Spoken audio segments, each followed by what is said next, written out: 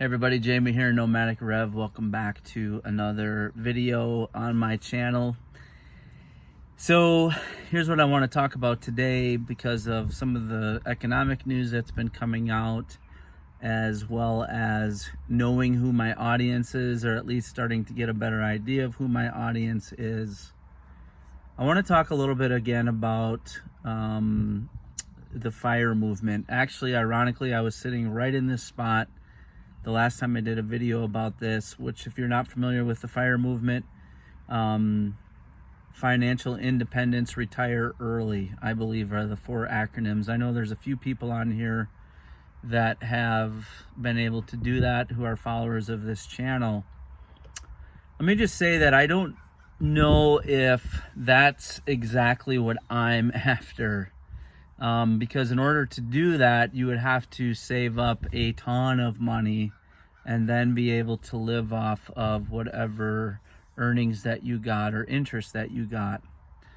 But one of the things that I do know and I do realize is that for the average person who's not a trust fund baby, who doesn't inherit a lot of money, who maybe grew up in a middle class at best household, for the average person, and that's, I'm describing me to you, the next best solution is to live well below your means. And there's a quote that I've used many times on this channel, and I think it's a very powerful quote. It's kind of the overarching theme of my life, and that is, there's two ways to get enough. One is to acquire more and more, and one is to need less and less. Something like that. It was G.K. Chesterton, I think. And so that has become a motto that I live by. And I'll give you an example. So I hate clothes shopping, but because of some of the various jobs that I have to do, like many other people, it requires me to look halfway decent. And halfway decent means I show up with a shirt with a collar on it. But I still don't like it. I don't like clothes shopping, and I don't like spending money on clothes. And I sometimes shop at thrift stores or secondhand stores if I'm able to find what I need, which is not always easy.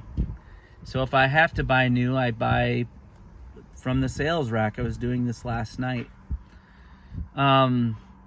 But one of the things that I realize is that my wardrobe has shrunk dramatically. And here's what I mean by that. I have watched some different videos and read about people like Mark Zuckerberg or Tim Cook or other well-known billionaire corporate owners, and they tend to always wear the same thing every day to eliminate the decision-making process. I realize that that's kind of become what's happened to me. I have clothes in my closet I never wear now. I basically have 2 or 3 outfits in any given season, because obviously I'm not going to wear the same thing I wear in the winter that I would wear in the summer, that I rotate through, to the point where, and this drives my wife crazy, I only want my blue jeans washed like once or twice a week. And I know that might gross some of you out, but my blue jeans don't get that dirty. You know, it's not like I'm out in the fields like back in the day where farmers were slinging cow poop and, you know, cleaning up chicken stuff. I'm in an office all day for the most part. And so I realized that minimalism is the way to go. I have 2 vehicles right now. One is this van that has, I'm not going to turn it on, but let's say 260,000 miles. And I have my 2007 Toyota Sequoia that has 285,000 miles. I'm in a quandary. I don't want a car payment again. I don't know what to do. But I'll figure it out. If it means I have to drive a $500, $600, $700 vehicle for 6 months to a year till it dies and then get another one, I'll do that. My point is this: given all of the financial uncertainty that we're most likely facing in the coming year or two, my recommendation to you is to get on a budget, sell what you don't need, and live below your means. That's how you're going to make it, basically, through whatever happens.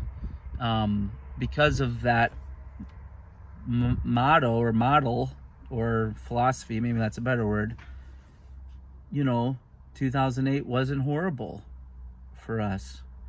We found a way to get through it and to eat and to keep a roof over our heads. But it doesn't come without a cost. And the cost is you have to stay out of debt. You have to live below your means. And sometimes you have to increase your income, which is what I had to do. And so hopefully that helps you today. I know some of you maybe are struggling with where you're at right now financially, but if you can put those 3 things into practice, I think it will help you in the long run. So that's what I know today. What do you think about this video? Comment below. Love to hear from you. And thanks for watching, liking, and subscribing. See you in the next one.